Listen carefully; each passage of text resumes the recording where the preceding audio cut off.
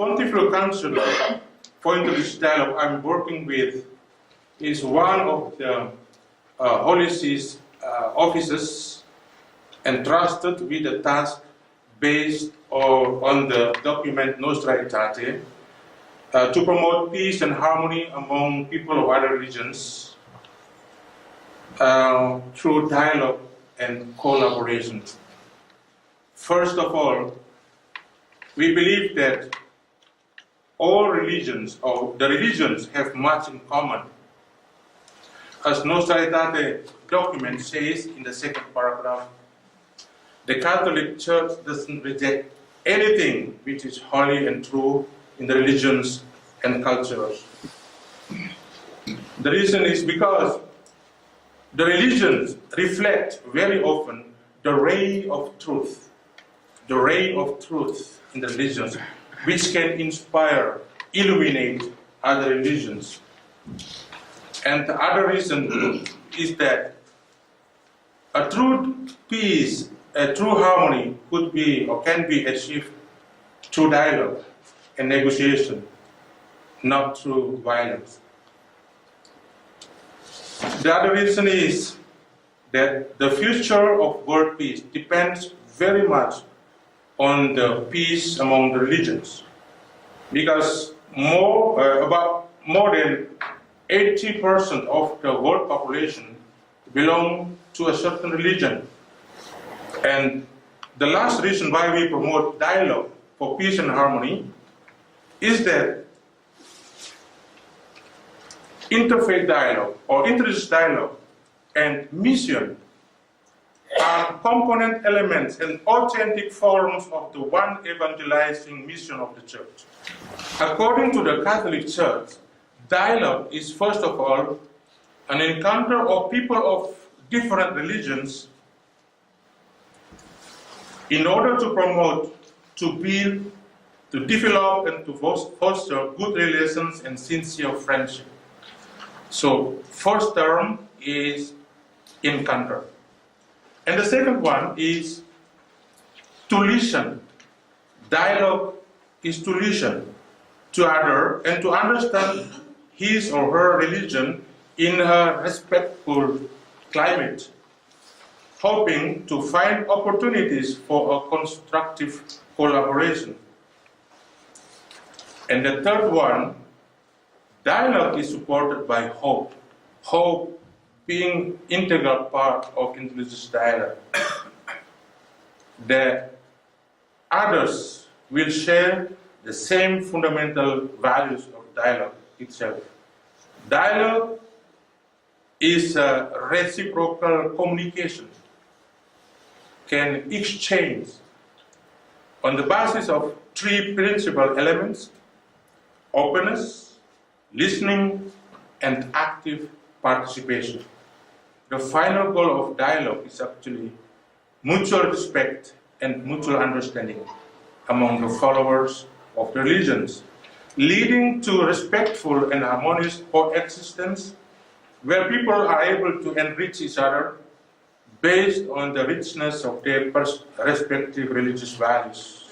Interfaith or interreligious friendship, therefore, is an integral part of interreligious dialogue. An interreligious friendship could be born from dialogue, either dialogue of life, dialogue of collaboration, dialogue of spiritual exchange, or dialogue of theological reflections. Now, about interreligious friendship. It is interesting that the Catholic Church, through the document of Nostra Aetate published more than 50 years ago, already aware about the greater plurality we will be facing. We know that the plurality of the world today is actually more serious, huge than before. People have to examine what is common among the religions, and people have to try to make fellowship with others. Friendship among the religions, or friendship in the religions, what is all about? Friendship is one of the central human experiences. We agree with that. And in the religions, friendship has been sacred. For us Christians, based on our faith, a difference, even a deep difference, is not necessarily an obstacle to friendship. We refer ourselves to Abraham. Abraham is also a central figure for Christians, Muslims, and Jews. Many gatherings, many meetings have been organized under the title, The Hospitality, the Friendship of Abraham. Abraham is a human being, but God was a friend of him. Just to say that difference doesn't make a problem. Jesus calls not only loyal disciples, but also his betrayer, friend. Jesus says to his disciples, I shall no longer call you servants, because a servant does not know the master's business. I call you friends, because I have made known to you everything I have learned from my Father. And the golden rule is love of God and love of neighbors. Very central to our faith. The next one, friendship in Buddhism, in a very short way. From the Buddhist point of view, friendship is extremely important. It has, according to Buddhist tradition, a direct connection with spiritual life.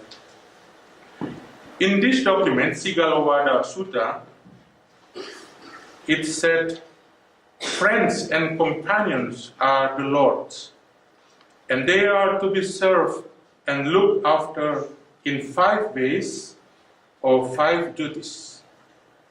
First of all, through generosity, giving and sharing.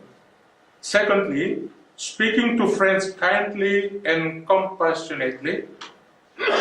Thirdly, looking after the welfare of friends, especially their spiritual welfare. Fourthly, treating friends in the same way as one treats his or herself. And fifthly, keeping word or keeping promise to friends. Friendship in Hinduism. In the 12 or 18 books of the epic Mahabharata, the Hindus find the teaching about friendship. It's written with whom the Hindus may build friendship. It is a very long list of people with different qualities, but just to mention some that are possessed of eloquence and politeness of speech. They that possess knowledge, science, and various information. They that are free from covetousness. They that are good in their friends. They that are grateful. They that are firm in truth. They that are devoted to athletic and other exercises. These are things required by the Hindus in order to make friends. Friendship in Islam, where there are also various verses and various traditions, as said, hadith in Islam, talking about friendship in Islam. I just quote here 2. These 2 are very much quoted by the Muslims when we come together in order to speak about dialogue, about friendship, about harmony.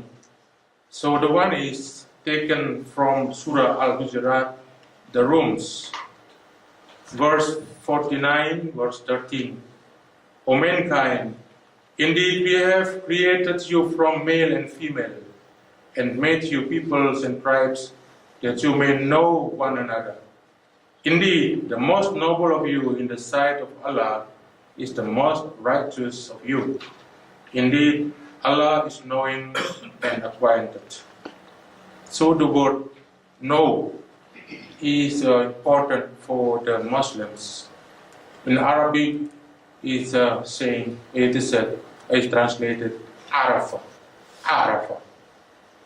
Arafah is to know, and means not only to know, but also to understand and to learn. So the Muslims, they always emphasize that the plurality is the will of Allah. Plurality is the will of God, in order that we come together in order to know each other better. And another surah is Al-Ma'idah, the 5th surah, the table spread. So chapter 5, verse 82 says, "You will surely find the most intense of the people in animosity towards the believers, the Jews and those who associate others with Allah.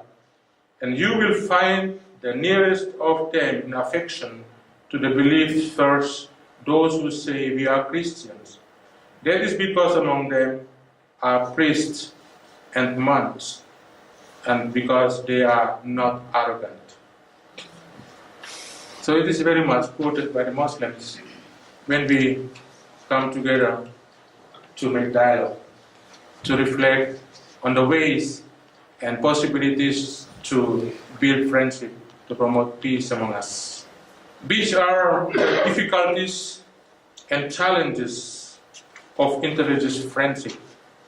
As I mentioned before, friendship is actually an integral part of dialogue, because friendship, interreligious friendship, could be born from dialogue. It's not like that I meet somebody on the street and say, "Hey, let's make friendship." "Hey, are you ready for friendship?" No. So it is a kind of dialogue, as I mentioned before. Either it's dialogue of life, dialogue of collaboration, dialogue of spiritual exchange, or dialogue of theological reflection. Any kind. If it is also at the beginning of dialogue, but something must be there before we make friendship with them. The challenges and difficulties we face during the promotion of interreligious dialogue could be also used in an analogical way as difficulties and challenges also in a friendship with people of other religions. So the classical challenges are insufficient grounding in one's own religion and religion of others. And the second challenge is socio-political factors or burdens of the past. For example, the terms of majority and minority. This could be also a problem in making friendships. Or our dialogue partners or friends from other religions, they always refer back to the history. One of the most challenging elements of difficulties in the religions of others is that they consider the Western world or Christianity being associated with imperialism, colonialism, the burden of the past. Another challenge is wrong understanding or meaning of terms such as conversion, baptism, mission, dialogue, friendship, and etc. Another challenge is self-sufficiency. So people feel that, okay, I am okay with my religion. I don't need to make friendship with any other people from other religions. Or suspicion about others' motives in friendship and dialogue. What are the benefits in interreligious friendships? The first, interreligious friendship can give us a better understanding of other faiths. And better understanding can help us to avoid prejudices. Another benefit is interreligious friendship can lead us to clear and rich understanding of our own faith. It's actually a thing of reciprocity, and giving and accepting. Imperfect friendship can develop our ability to articulate our faith in an authentic way towards others. And the last one is actually this very important and very common, experienced by people in the world as we follow also experiences of others, especially the local church in various countries, that in the time of crisis, in difficult times, friends from other religions will be the first helpers. Those who will be the first to protect us. And this is what is experienced everywhere in the world. What can we learn from others through friendship? I just mentioned here some. From Buddhists, we learn how to about the detachment from material goods and of respect of life. From Hindus, we learn about meditation and contemplation. And the Muslims can help us better understand the importance of prayer, fasting, and alms in everyday life. And the disciples of Confucius encourage us to respect elders and ancestors and to exercise filial piety. And the Taoists inspire us in the search for simplicity and humility, but also many other things. If we enter into friendship, and we will know more about details of the religions of others and the practice of religions of others.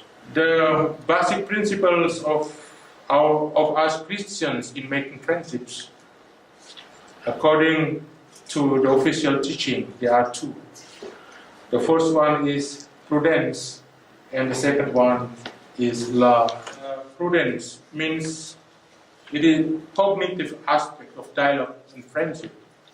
That means that a genuine and sincere interfaith dialogue and interfaith friendship requires good formation and adequate information about one's religion, one's own religion, and religion of others, in order to be able to differ the differences. Prudence refers to the full acknowledgement and full recognition of one's own religious identity. We cannot make friendships in ambiguity, because ambiguity can lead to indifferentism,